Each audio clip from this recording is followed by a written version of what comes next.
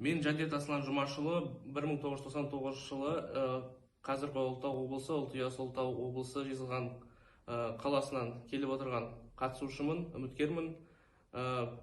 Осы жарыстан жүлделі орын алуға ниетім бар.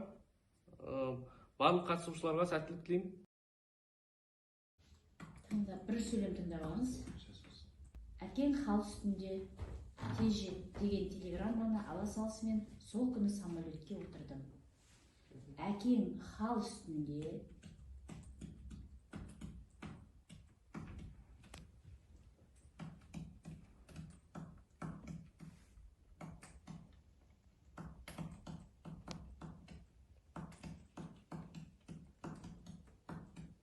тез жет.